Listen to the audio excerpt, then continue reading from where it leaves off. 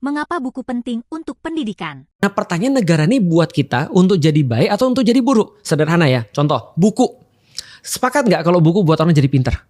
Sepakat. Tapi buku di Indonesia bro, ya Allah bro, lu nggak tahu nasib penulis bro. Gitu kan ya. Pajaknya banyak banget itu kan ya.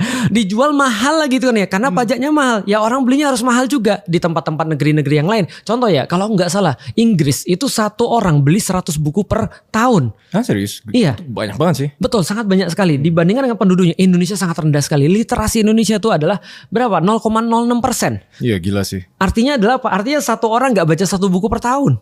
Iya. Padahal kita adalah umat yang disuruh untuk baca kan itu kan ya. Mungkin sekarang orang gak suka baca kali. Mungkin orang lebih suka nonton. Misalnya belajar, ada YouTuber namanya Ramon Chin gitu. Betul. Misalnya belajar tentang bisnis. Nah, tapi dapat insentif gak lu?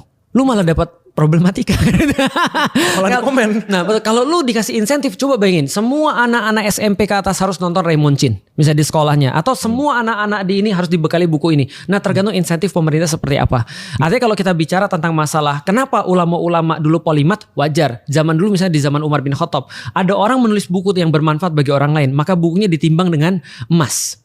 Jadi contoh bukunya 1 kilo misalnya, dikasih emas 1 kilo. Oke. Kan enak kan? Nah itu insentif. Topiknya berarti orang anggapannya pemerintah tuh sebenarnya nggak mau rakyatnya pinter. Karena rakyat yang bodoh itu lebih gampang digiring. Kalau mereka pinter, kira-kira mereka bisa jalan nggak? Kalau rakyat pinter, kira-kira pemerintah bisa jalan nggak? Kira-kira pemerintah bisa korupsi nggak? Nah, Kira-kira itu maksudnya. pemerintah bisa